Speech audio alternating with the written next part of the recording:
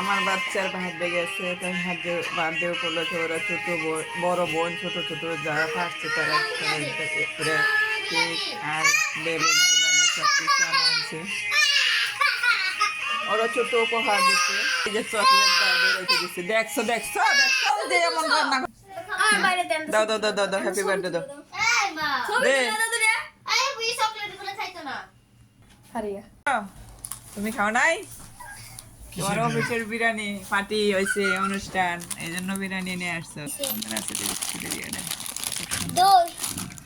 বিরিয়ানি আর কি দিছে? দই আর বিরিয়ানি। ঠান্ডা দেয় না, পানি দেয় নাই? মাসে একটা গ্যাসের বোতল 1 মাস যায়। এই নাও।